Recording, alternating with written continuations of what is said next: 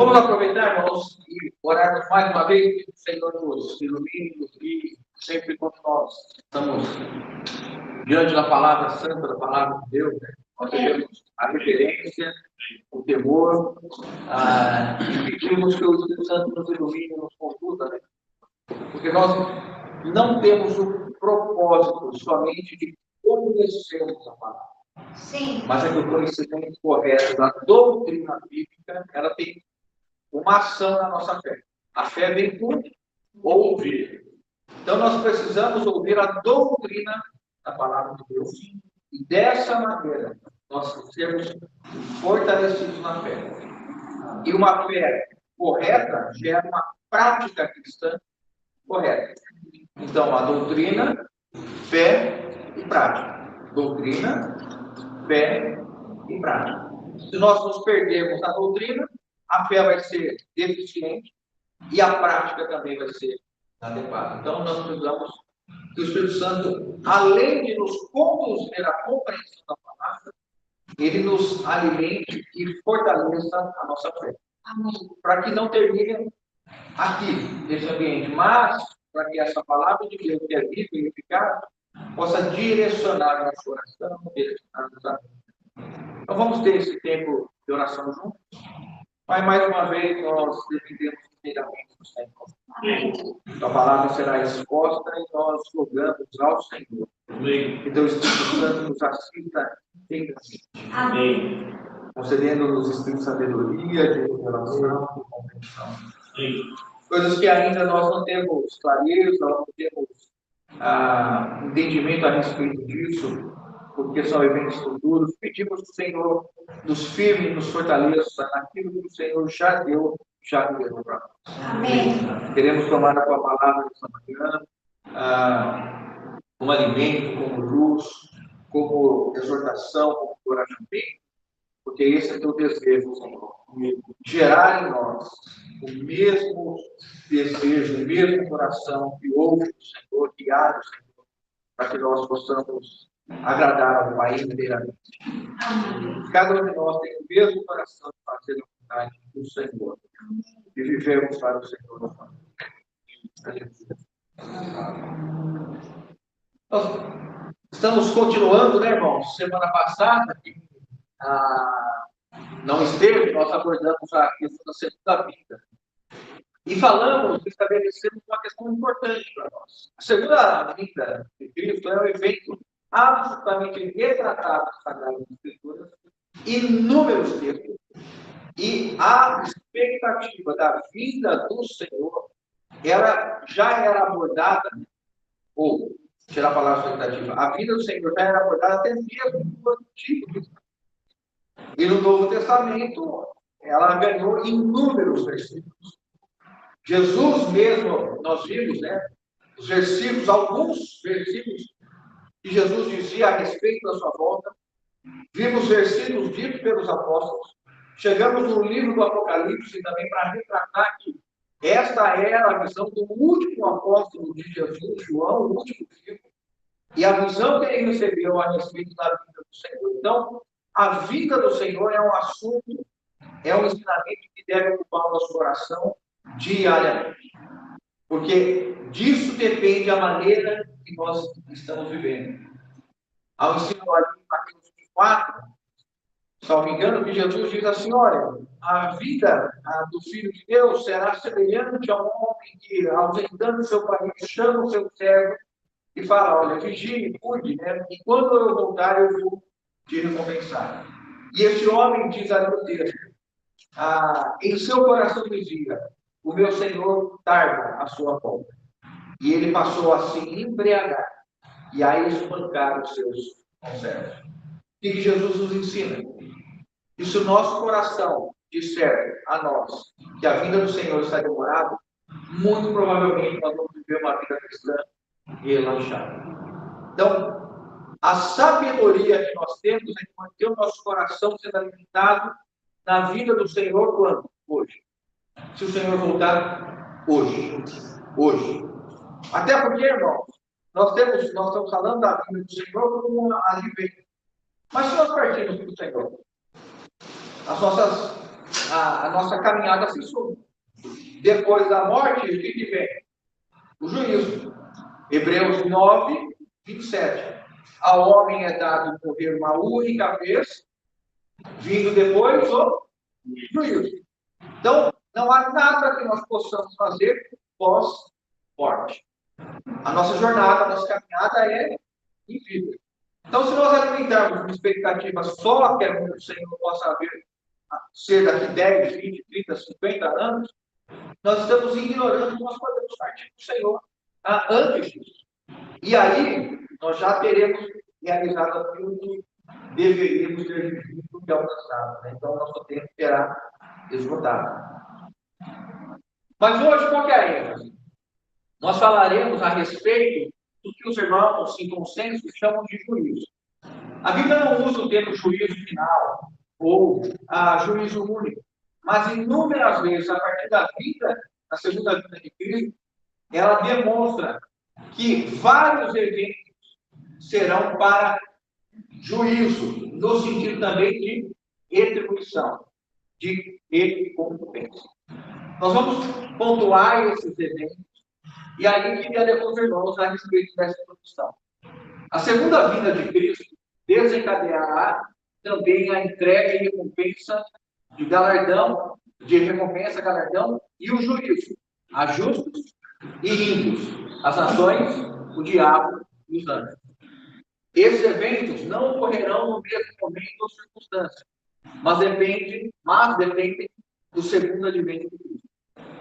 Então, o que nós vamos ver aqui hoje não significa que todos acontecerão no mesmo momento. Que o tribunal de Cristo, o grande trono branco, o julgamento das nações, nós não estamos ensinando que haverá isso no único momento. Mas é que eles só podem acontecer depois da vinda de Cristo. Então é por isso que nós falaremos disso. E entendemos que todos seremos julgados é um dos fundamentos da fé cristã. Exatamente para não acontecer um pensamento equivocado, uma corrente equivocada, que está no meio dos filhos de Deus, de que uma vez salvo, nós podemos viver e fazer qualquer coisa, e independentemente disso, nós estaremos já aptos para o céu. Nós vamos ver que o ensinamento e encorajamento bíblico é totalmente adverso a isso, mostrando que depois de salvo, nós temos um caminho de obras a serem realizadas e essas obras serão julgadas. É disso que nós estaremos falando hoje. E a ênfase maior será no tribunal de Cristo. Por quê? Porque envolvem os salvos, os santos.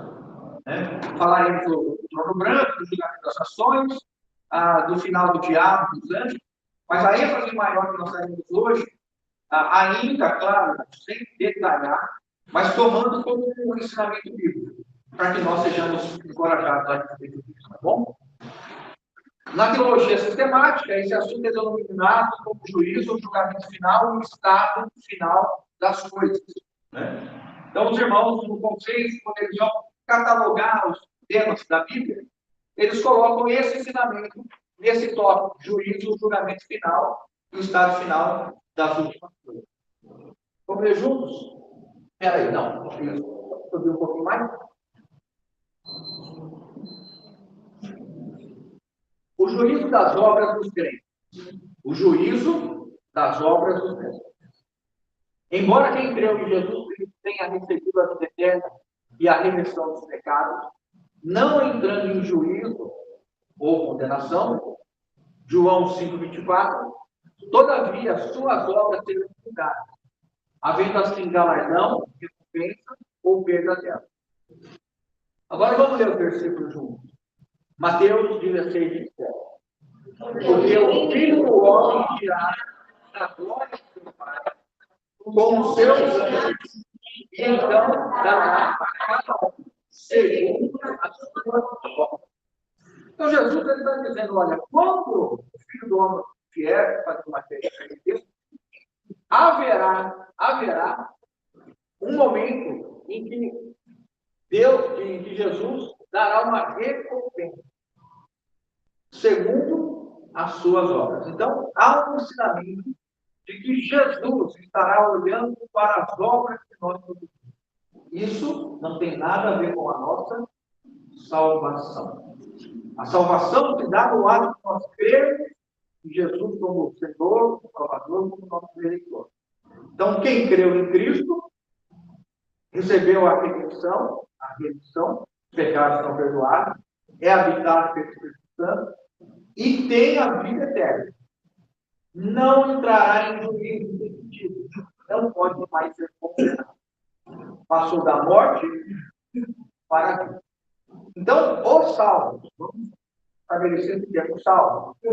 Aqueles que creram em Cristo, o que acontece? Eles agora podem viver uma vida despreocupada, desatenta.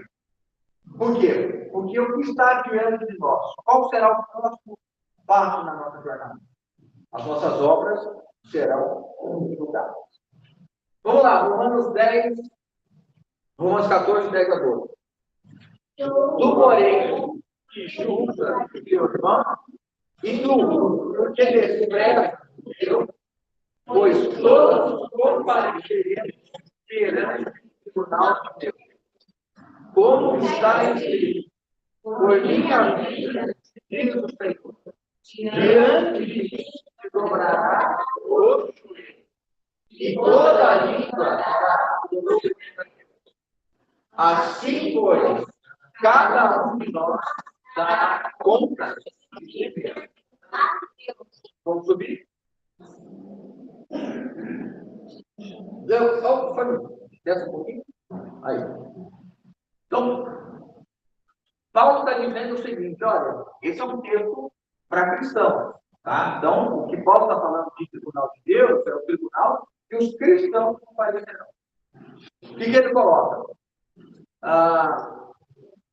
Quando esse momento nós estamos diante do Senhor, ele, no versículo 11, ele cita o versículo do Antigo Testamento, como está escrito, por minha vida, diz o Senhor, diante de mim se dobrará todo o joelho, toda língua dará louvor a Deus. Então, falando de crente, cristão, que dará louvor a Deus. Assim, pois, cada um de nós dará contas de si mesmo. Qual é o contexto aqui de Paulo no capítulo 14? Paulo está falando de nós recebermos e acolhermos aqueles que são débeis na fé, porque Deus nos acolheu. Então havia uma discussão, esses não guardam do dia, esses não comem alimento. E Paulo está dizendo o seguinte, não é a hora de vocês estarem nisso, porque todos nós, então, estaremos perante o tribunal de Deus. E Deus vai julgar isso. O que nós estamos vivendo e fazendo hoje é estarmos atentos de que nós daremos conta a si mesmo. Eu não vou dar conta de ninguém. Os irmãos não darão conta de ninguém, da esposa, do filho. Cada um vai dar conta de si mesmo diante de Deus. Aí o versículo 2 Coríntios 5:10. Vamos ler juntos? Vamos ler todos, né? Até o fim. Tá? Do 12 ao fim. Vamos ler juntos. Porque importa que todos nós compareçamos perante o tribunal de Deus, para que cada um receba tiver feito por Deus. Contudo, se alguém fica sobre o fundamento, é outro traga pedras preciosas, madeira e palha. Manifesta se tornará pois o dia a demonstrará, porque está sendo revelada pelo povo. E quando seja a hora, cada um do próprio povo do mar, se permanecer a ordem que sobre o fundamento desse povo, esse receberá se a ordem de alguém sofrerá ele, mas esse mesmo será salvo.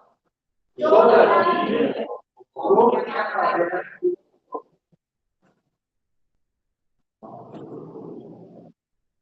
o que importa que todos nós, quem é nós? Paulo e os coríntios a quem estavam escrevendo, portanto, estavam escrevendo para uma assembleia, uma comunidade cristã. Este versículo, então, diz respeito somente a cristãos. Porque importa que todos nós compareçamos perante o tribunal de Cristo. Para saber se nós vamos ser salvos ou não? Não. Porque salvos nós já estamos.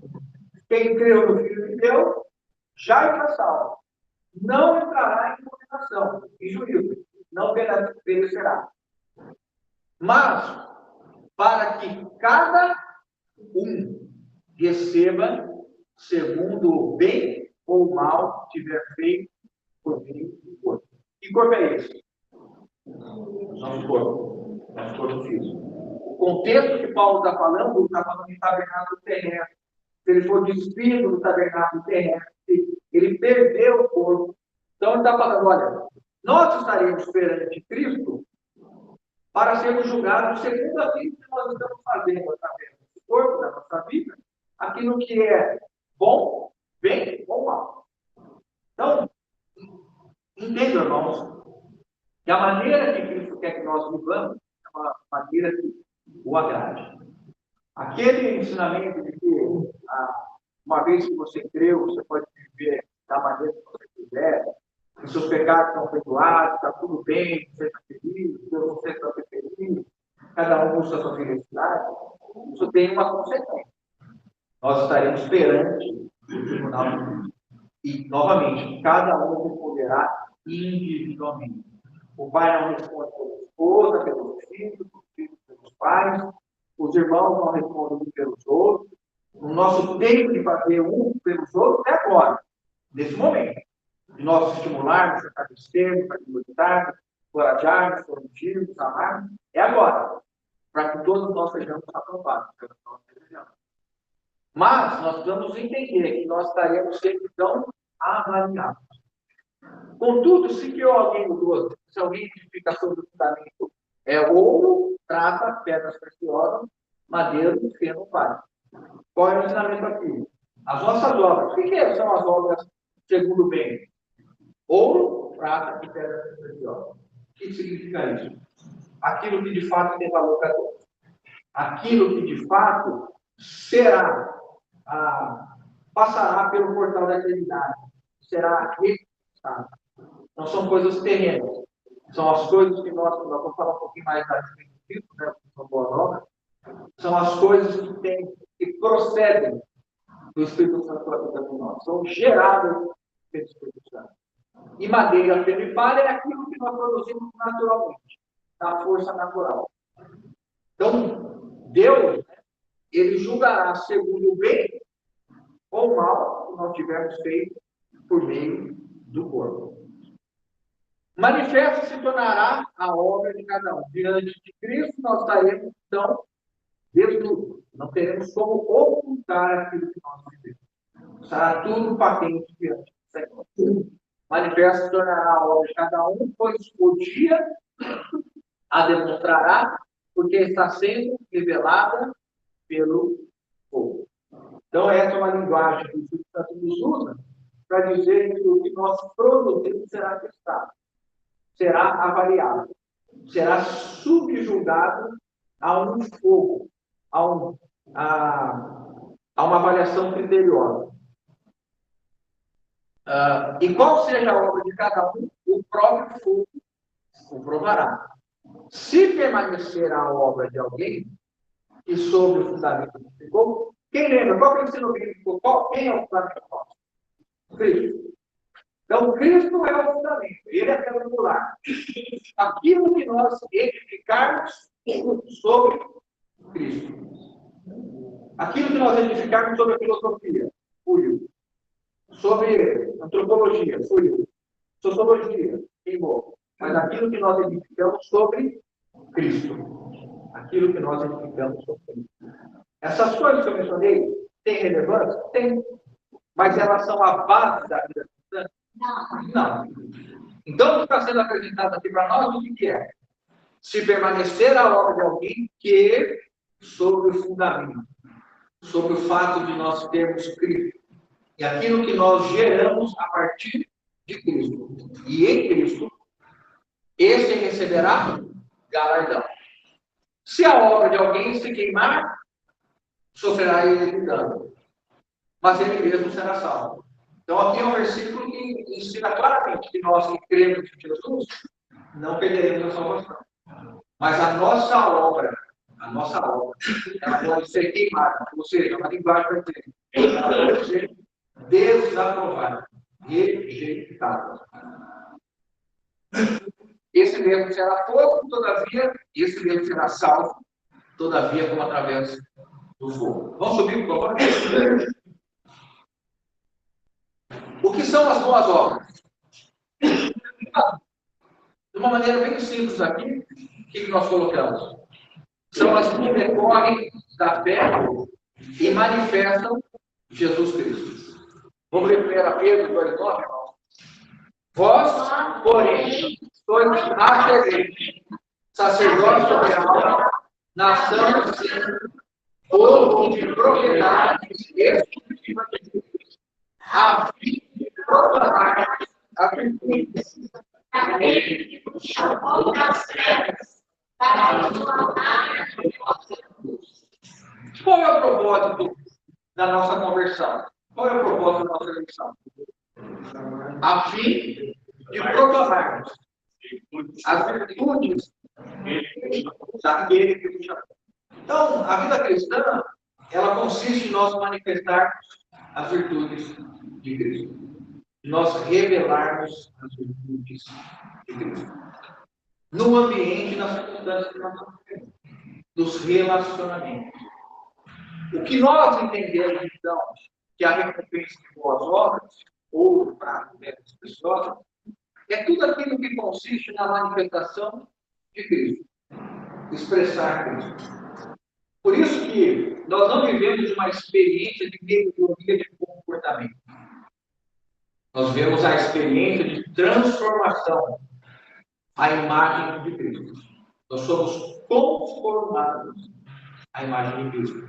E o que nós expressamos em nossos atos? O que nós expressamos em nossos pensamentos? Cristo. Cristo.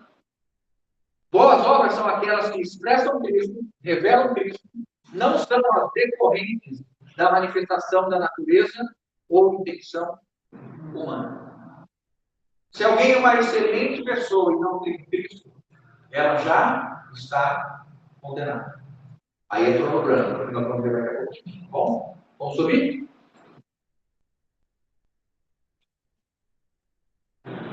Gálatas 1,16. Aprove a Deus revelar seu Filho em mim, para que eu ficasse sem defeito. Não consultei carne e sangue. Olha, irmãos, essa palavra, aprove a Deus, era o versículo 15, a gente vai ter que colocar. Aprove a Deus revelar seu Filho em mim. O que isso significa? Que a obra de Deus, quando nos deu o Espírito Santo, é fazer com que Cristo seja revelado. Por mim, Paulo está falando, eu como instrumento revelo Cristo. Nós não revelamos a humanidade. A humanidade, os homens, têm uma tendência de querer se revelar, se acreditar, se mostrar. Mas nós cristãos queremos revelar quem? Seu Filho. Nós somos instrumentos da manifestação da virtude de Cristo, da revelação de Jesus. E é por isso que seu marido ou sua esposa pode se alegrar porque casou com um cristão que expressa Cristo, que vive a experiência de um homem com uma mulher transformada. O seu chefe, o meu chefe, o teu subordinado, o meu subordinado pode se alegrar porque ele está vivendo com alguém que está expressando quem? Ele, não, Cristo. Isso transforma os ambientes, os relacionamentos, porque nós temos uma medida que não é fruto de um esforço. Quem aqui já se prometeu que jamais ficaria bravo novamente ou irritado? Já teve essa experiência? Lembrando que nós já decidimos entre nós que nós não levantamos a mão para responder nada, que nós não gostamos disso. Isso já está muito claro. Mas todo mundo aqui já teve essa experiência assim? Não vou ficar mais irritado. Não vou ficar mais irritado. Deu certo? Deu.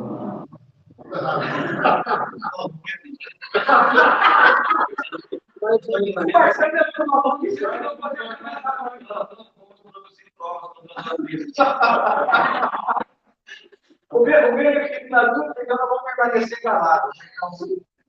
Mas, irmãos, o que isso mostra? Que a nossa natureza humana, atingida pelo pecado, nos deformou quanto ao propósito. E somente numa nova forma que é Cristo, nós somos derramados em Cristo e crescemos nos conformando à sua imagem. Isso vai produzir uma transformação, uma mudança em nós. Aí vamos pegar para 5:2. Mas o fruto do Espírito é amor, alegria, paz, longanimidade, benignidade, bondade, amabilidade. Por que nós trouxemos esse versículo? Porque nós estamos falando de boas obras, obras que são aprovadas como pelo fogo. Aqui nós temos ouro, prata e pedras preciosas. Tudo que é resultado do Espírito Santo, é fruto do Espírito Santo, é aprovado. Então, tudo aquilo que é o Espírito Santo, e a linguagem bíblica é maravilhosa, porque o fruto é o último estágio de uma planta. Qual é a última coisa que uma planta produz? Se ela for frutífera? É o fruto. O que mostra que precisa um tempo longo de permanência para que venha a dar fruto. Plantou hoje e colheu fruto? Não. Quanto tempo você está plantado em Cristo? 10 anos, 20 anos, 30 anos, 40 anos, 50 anos plantado em Cristo. Precisa estar dando fruto. Qual que é o fruto, irmãos? O amor, a alegria, a paz, longanimidade, benignidade, bondade, fidelidade. Isso é produzido pelo Espírito. Quando nós vemos que aprove a Paulo revelar Cristo neles, Paulo não somente ensinava a respeito de Cristo, mas ele revelava. Nas suas ações, as pessoas viam fruto, viam Cristo. Um dos eventos recentes que nós abordamos aqui com Paulo é quando a multidão estava espancando, ele foi salvo pela guarda romana. Ele é conduzido debaixo de uma multidão gritando: mata-o, mata-o, mata-o. A partir do momento que ele sobe uma escada, ele tem condição de estar com um elevado e poder falar à multidão que gritava: mata-o, mata-o, mata-o. Ele rogou ao centurião e deu oportunidade para que eu fale a elas e elas ouçam a respeito do Evangelho de Cristo. Esse é o coração de alguém que ama. Ama quem?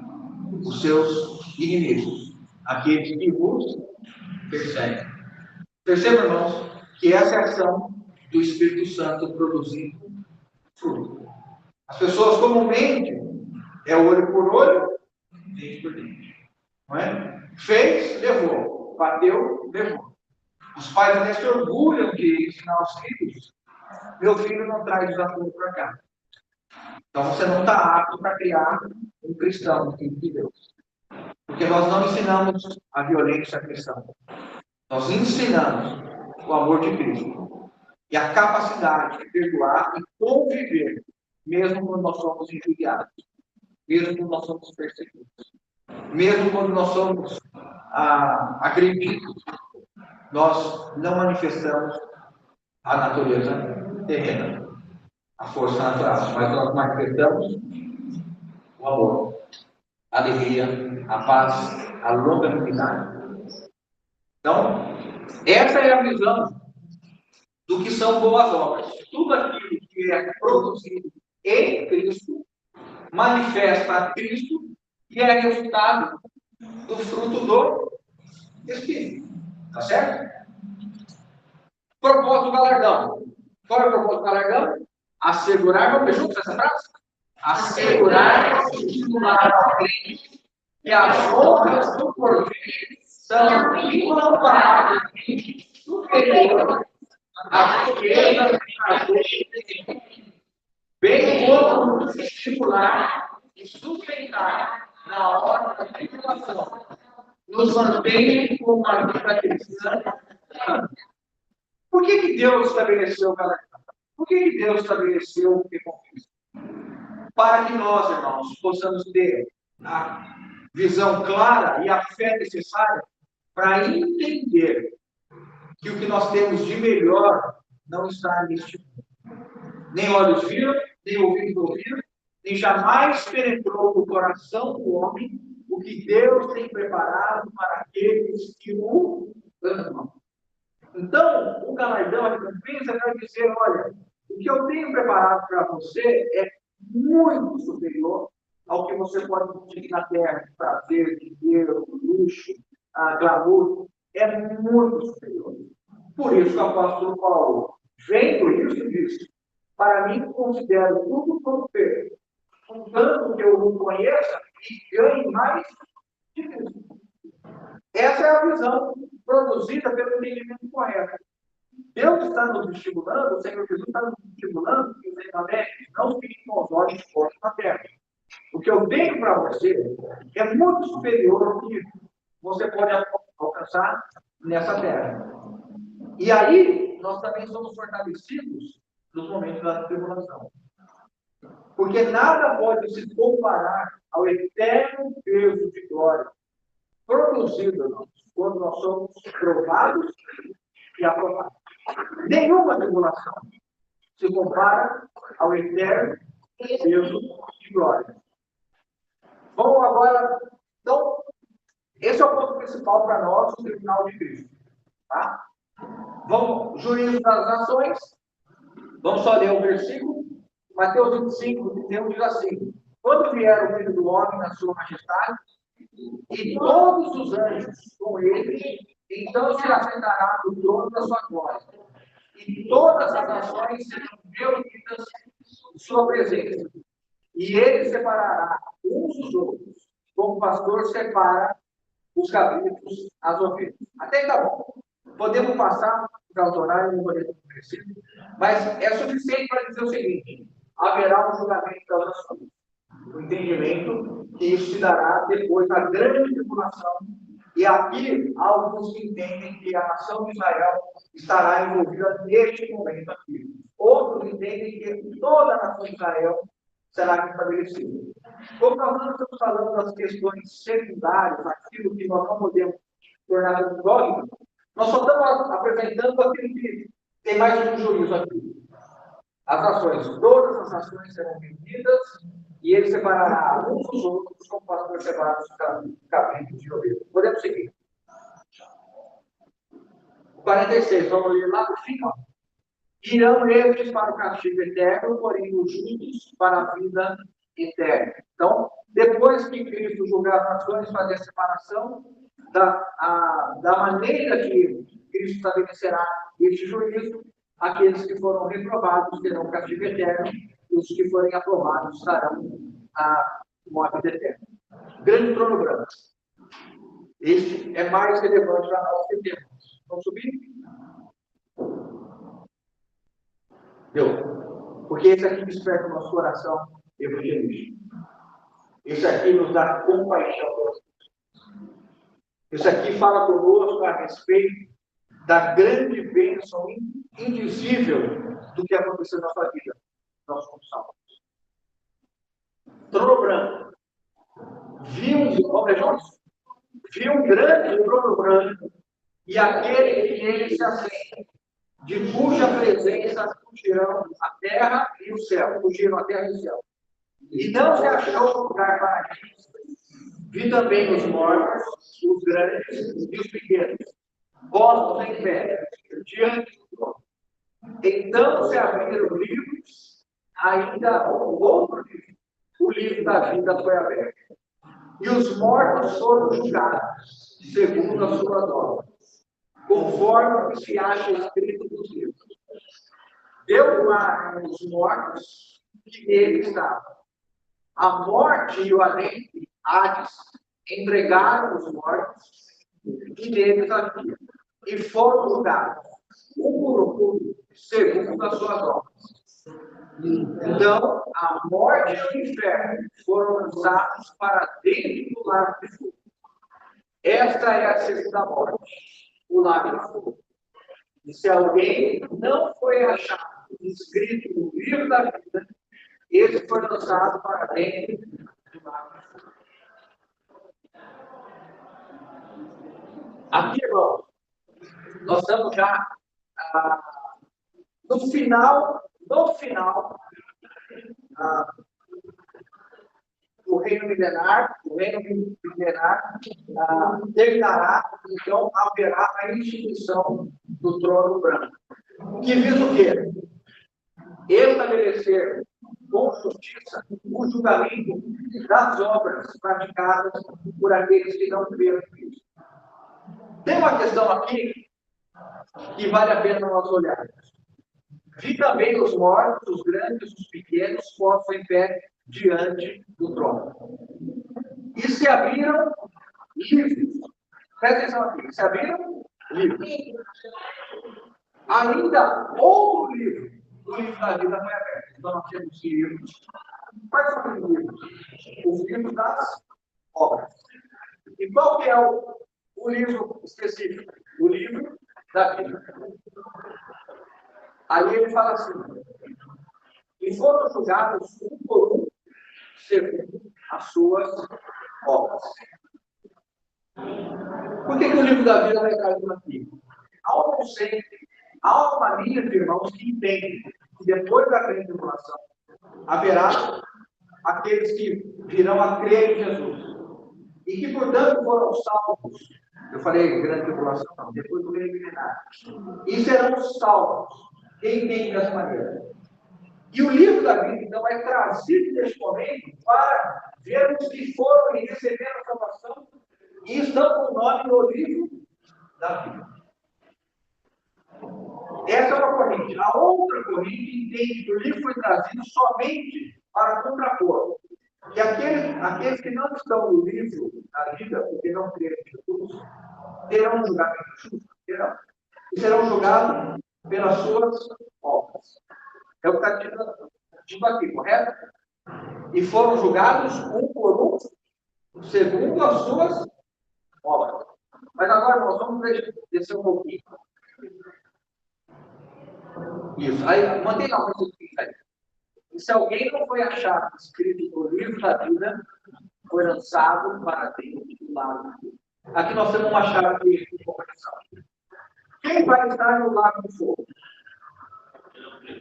Quem não está com o nome no livro da vida? Como que alguém recebe ou tem um nome no livro da vida? Quando crê em Jesus. A obra de Deus é essa: que creiais naquele que por ele foi enviado. Quando alguém crê em Jesus, não perece. Passou da morte para a vida. E quem não creu, como que ele será julgado? Pelas suas obras. Mas, irmãos, vejam agora. Ninguém pode ser salvo por obras. Deste modo, o julgamento segundo as obras provará que o homem não pode realizar qualquer obra salvadora e por isso será condenado. A única maneira do homem ser salvo é por fé, e deste modo seu nome estará no livro da vida. Vamos ler juntos Efésios 2, de 8 a 9? Porque pela graça somos salvos, mediante a fé, e isso não vem de nós, é dom de Deus, não por obras, para que ninguém se glorie. Então o trono branco mostrará aos homens que rejeitaram a graça em Cristo Jesus que tudo que eles fizeram em vida não foi capaz de produzir o ingresso deles no livro da vida. Porque pela graça sois salvos. E isso mediante a fé. E isso não vem de vós. É dom de Deus. Não de obras, para que alguém se glorifique. Então, Deus deixará o homem realizar sua obra? Deixará. Será um reto juízo? Será. No juízo das obras, alguém alcançará a salvação? Não, ninguém. Mas o julgamento do trono branco mostrará que Deus foi justo porque permitiu ao homem receber a salvação gratuita em Cristo Jesus, somente por crer, mas esse homem rejeitou e tentou viver uma vida sem Cristo. Agora ele estará diante do tribunal, do trono branco, e as suas obras se mostrarão insuficientes para que ele alcance a salvação, e seu nome não estará no livro da vida. Este é um texto evangelístico. Este é um texto que nos impulsiona a levar o evangelho às pessoas, para que elas entendam que, por mais boas obras façam, sejam pessoas que tenham um bom comportamento, devemos ter um bom comportamento, uma vida correta, justa, devemos isso é uma questão que faz parte, é resultado da vida cristã. Mas, para alguém estar contente na vida, é crendo que Jesus, por amor incomensurável, se deu para a salvação de todo homem e toda mulher. E quem crê nele não será confundido. Não perecerá. Os irmãos lembram o texto de João 3,16? E Deus amou o mundo de tal maneira que deu o seu Filho unigênito para que todo aquele que nele crê não pereça. Quem crê em Cristo não perece. O conhecimento, a segunda morte, que nós temos que é o lago de fogo. Posso ouvir um pouco de novo, por favor? Voltar lá? Não, isso, aí, vai. Aí. Isso, ó. E se alguém não foi achado inscrito no livro da vida, esse foi lançado para dentro do lago. Então, irmãos, produz em nós, o Espírito Santo, uma visão do que nós temos como evangelho. E como evangelizadores somos. A responsabilidade de manifestar Cristo da maneira amorosa que levou ele a morrer por todo homem e toda mulher. Para que ninguém tente obter salvação por vias próprias, pela sua obra. Nenhuma obra é capaz de salvar o seu povo. Somente Cristo é o Senhor. Somente Cristo é o nosso Senhor. Então, nós familiares, parentes, colegas de trabalho, o Senhor nos pede orar por eles, para que o Espírito Santo abra o coração e eles possam experimentar a salvação que há gratuitamente em Jesus mediante a fé. Está claro aqui, irmãos? Está claro? Deu para distinguir o Tribunal de Cristo e o grande trono branco? Não entramos em detalhes, mas para a gente ter a nossa uma visão bíblica do que está por diante de nós. E terminamos agora. Vamos no último item? Pode subir, pode subir. O fim preparado para o diabo dos anjos. Então o rei dirá também aos que estiverem à sua esquerda: apartai-vos de mim, malditos, para o fogo eterno, preparado para o diabo e os anjos. Quando então o Senhor for lidar com o diabo e os anjos, o lugar deles é o fogo eterno. 2 Pedro 2,4. Ora, se Deus não poupou anjos quando pecaram, antes precipitando-os no inferno, os entregou a abismo de trevas, reservando-os para o juízo. Judas 1,6. E a anjos, os que não guardaram o seu estado original, mas abandonaram o seu próprio domicílio, ele tem guardado sob trevas, em algemas eternas, para o juízo do grande dia. E aí terminamos o Apocalipse 20:10. O diabo, sedutor deles, foi lançado para dentro do lago de fogo e enxofre, onde já se encontram não só a besta, como também o falso profeta, e serão atormentados de dia e de noite pelos séculos dos séculos. Então aqui nós temos o final do diabo, dos anjos que seguiram o diabo na sua rebelião, e aqui nós encerramos, então, mostrando para os irmãos que a segunda vinda de Cristo vai desencadear uma série de momentos esses que nós destacamos, de tribunal de Cristo, trono branco, julgamento das nações e o encerramento do diabo dos anjos. O que isso nos espera, irmãos? o grande amor e a bondade do Senhor, que nos deu gratuitamente a salvação. Amém. E hoje, nós devemos ser estimulados a vivermos uma vida para agradar o Senhor. Amém. Por isso ele fala de recompensa. Por isso ele fala assim, alegre, erga os olhos. Cada um de nós ergamos os olhos e vejamos o que Deus tem preparado para nós e buscamos agradá-lo e viver para Ele. A porta é estreita, a porta é apertada, o caminho é estreito, mas conduz. Vamos seguir esse caminho de nos estimularmos hoje, a buscarmos junto ao outro, nos fortalecermos, para que as nossas obras sejam boas obras e sejam aprovadas. Amém. Bom, louvado seja o Senhor. Então era isso da nossa preferência.